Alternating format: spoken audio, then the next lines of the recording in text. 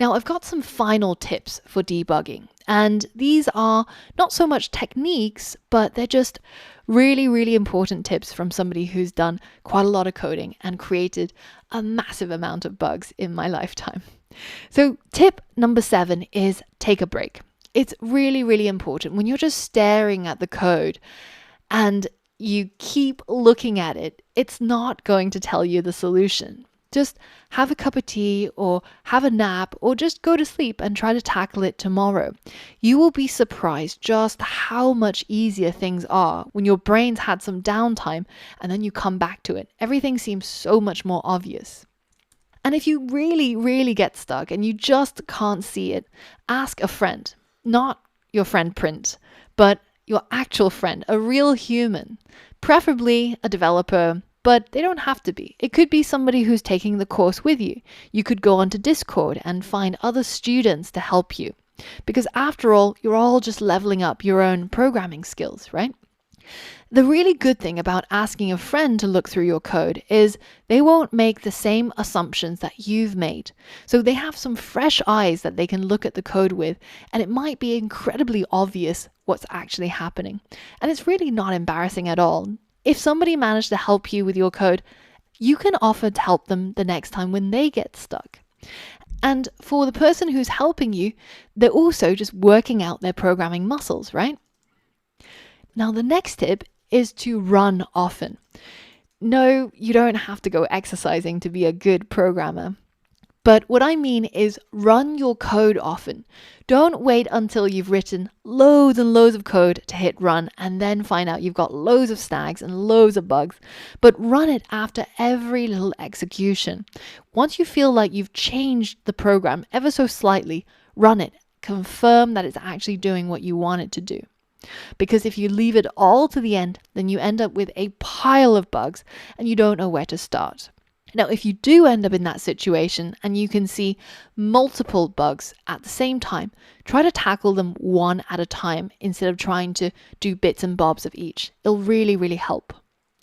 And the final tip is, of course, Stack Overflow. I've saved this to last because you really don't want to take every single small bug of yours to Stack Overflow. That's not what it's designed for.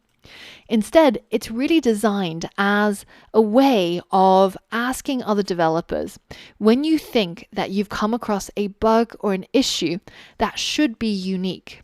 Now, if you think that your issue isn't unique and other people should have encountered this, then just search Stack Overflow. If you really think that nobody in the world has had this issue that you're having right now, then that's the moment to ask the Oracle, Stack Overflow. I've worked in a lot of companies where everybody just goes to the pub when Stack Overflow is down because there's just no point. As programmers, we use it and we search it so much that it's become a really vital tool in the tool belt. But you only want to ask a question when you're pretty sure that you've exhausted all other avenues of debugging and you've searched all of Stack Overflow and you finally end up with something very strange and very weird that you want others to help you figure out. So don't worry about creating bugs, and hopefully at this point you're creating friendly bugs like this little caterpillar right now. And as you skill up and become even more advanced, you're going to be creating bigger and more scary bugs. So at some point in the future, when you're creating bugs like these, then you really know that you've become a professional. You will wish to come back to today when you can tackle bugs like these instead. So don't worry about creating them. It doesn't mean that you're a bad programmer. In fact, it's an important part of every programmer's journey. Just as a sort of personal note, there was a point in time where I really thought that I was not a programmer of code, that I was just a programmer of bugs. It seemed like every line of code I wrote was a bug. So these are my 10 top tips for debugging.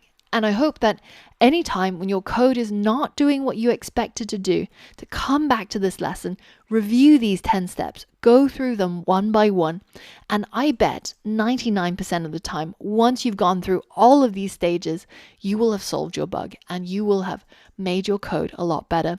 And remember that every bug that you catch in your code and that you fix is like lifting a dumbbell in the gym. It's just one rep. And the more reps you do, the better you'll get at programming. In the next lesson, I've got some coding challenges for you to debug. Are you ready to flex your programming muscles? I hope so. Head over to the next lesson and get started. To begin, go ahead and select the debug odd or even exercise. All right, so now that you have learned all about the tips and the tricks and the steps to go through to debug your code, it's time to put some of that into action. In the upcoming 3 lessons, I've got a bunch of code that you've already written before. The first one, for example, is the odd or evens code challenge that you did a long time ago. Now, the important thing is for you to not just go back to the old code, copy it, paste it in, submit, done. That isn't going to teach you anything. There's no point doing this if you're not going to learn. But instead, what I want you to do is to look at the code, see what it's meant to do. So, for example, in this case, we're trying to input a number, and then we're trying to get our code to check to see if it's an odd number or an even number, and then print it out. Now, in most of these upcoming code exercises, they're going to be broken, but it's your job to try and fix it to make sure that it does what it's supposed to. In this case, you should be able to type in a number and it should print, this is an even number if it's even, this is an odd number if it's odd. Once you've spotted the problem and debugged and fixed your code, then I'll go through the solution with you. So pause the video now. All right, so as always, let's first hit run to see if it actually works or not. And in this case, it doesn't even run. It gives us a syntax error straight away. And it tells us that on line 3, we've got some invalid syntax. Now, on line 3, that's actually not all that specific. But notice how sometimes when you get errors, it's actually nice enough to have a little arrow pointing towards the bit of the code in that line that it thinks is problematic. So let's try and fix this error before we proceed. So why does it have an issue with this equal sign? Well, remember that 2 equal signs is checking and 1 equal sign is assignment. So in this case, we're actually saying number modulo 2 should be equal to 0, which is nonsense. It doesn't actually make any sense. Instead, what we wanted was 2 equal signs so that we can check that the left-hand side is equal to the right-hand side. And now if we hit run and we enter a number, it should now work. Did you manage to get it right? If not, be sure to review some of the lessons on debugging and try to apply it in the next exercise. So once you're ready, head over to the next lesson. All right, so in this lesson, we're going to be debugging our leap year coding exercise. You've done this coding exercise before. You wrote this code which checks to see if a year is a leap year. It prints leap year if it's true and not leap year if it's not a leap year. All you have to do is to fix this code. So use what you learned about debugging and try to fix this coding exercise. So pause the video now. All right, so first off, let's go ahead and just run our code and see if it works. And then we're going to enter a known leap year. So a quick Google away, let's see when is a leap year. Well, 2020 seems to be a leap year, so let's try that. Let's check 2020. And we get an error. So errors are good. They're much easier to fix than the programming problems which have no errors. And it tells us that there's a problem on line 3 and it's a type error. Not all arguments converted during string formatting. What does that mean? Well, what's a type error anyways? A type error is when you're trying to do something with the wrong data type. In our case, it's pointing at line 3. So if we take a look at line 3, what's happening here? Well, currently, we're trying to take the year that the user inputted, so 2020, and divide it by 4 to see if the remainder is equal to 0. Now, this is a little bit harder to solve than the previous one. But what you should realize is that it's pointing towards a type error. So what data types have we got going on? Well, if we go ahead and print the type of our year, then you can see that it's of class string. But if we print the type of this 4 that we're trying to divide it by, that is of class int. So this is the problem. These two types are not matched. So when you try to divide a string by an integer, this is what ends up giving you this problem. So why is this a string when we entered a number? Well, it's because the input function, remember, gives the user a prompt and then takes whatever they type in the console and turns it into a string.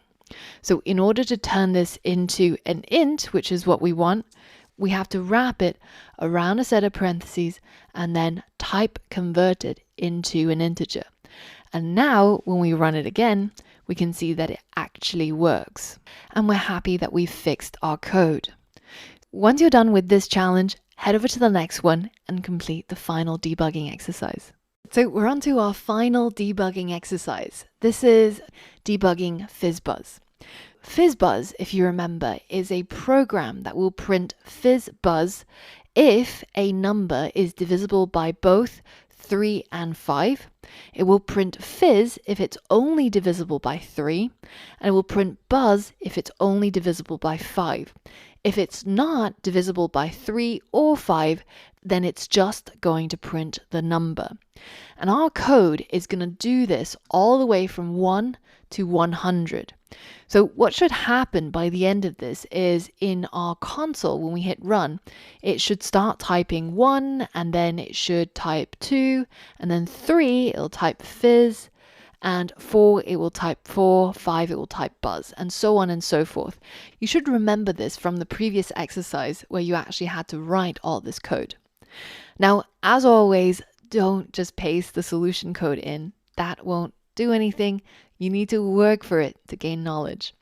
So now that you know what the program is supposed to do, what you're going to do is try to figure out all of the bugs in here and try to fix all the bugs so that the program runs as it should do. Pause the video, think about the 10 steps, and try to apply it here.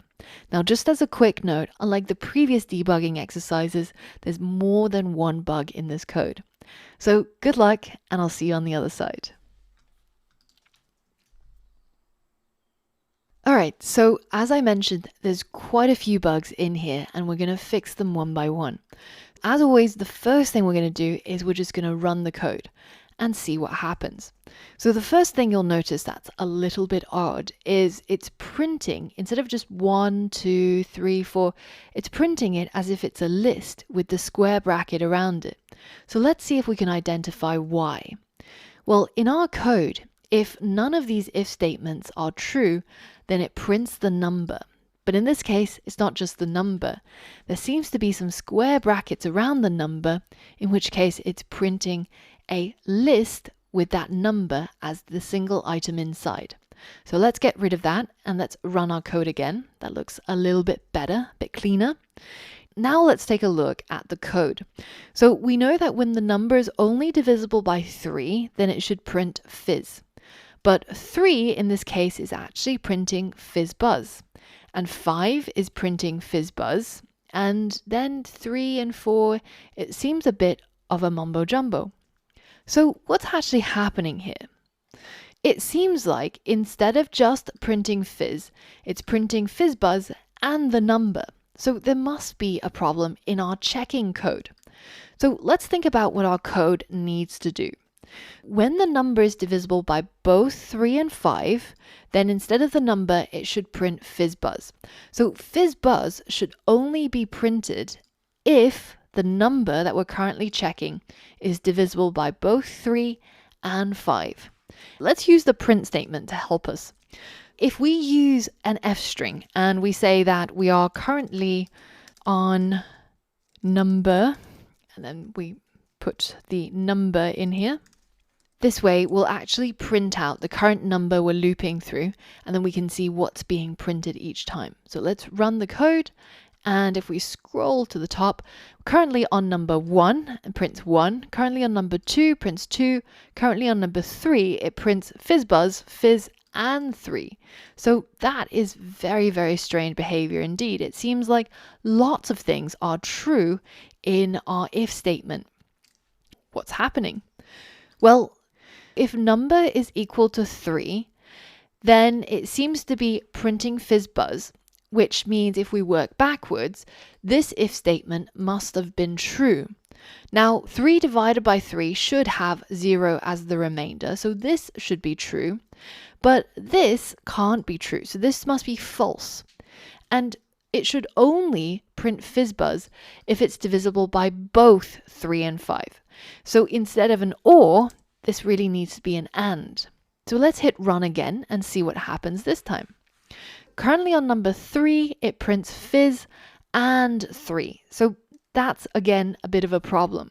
So we fixed the FizzBuzz parts. It is now printing FizzBuzz correctly, namely when it's on number 15.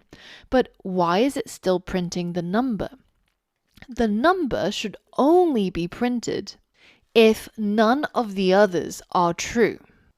But instead, it seems to be printing fizz and then also printing the number. What's the reason here? Well, notice how we've got an else statement here that triggers the printing of the number. Now, an else is paired with an if. So in this case, what's happening is it's checking if the number is not divisible by 5, then print the number. That's not what we want. And in fact, if you look at the print statements, you can see that only when the number is divisible by 5 does it not print the number. When it's divisible by 3, it's still printing the number. This is not what we want. What we want is for this to be checked, and if that's not true, then check the next thing. And if that's not true, then check the next thing. And finally, if all 3 of these are not true, then print the number. So what we actually need instead of a whole bunch of ifs is actually some else ifs. So let's replace those 2 ifs with some elifs. And now let's run our code. So currently on number 1, 2, 3. So 3 now prints fizz, 5 prints buzz, 9 prints fizz, 10 prints buzz, and 15 prints FizzBuzz. So I think we've actually managed to fix all of our code. So I think we should be able to remove our print statement now.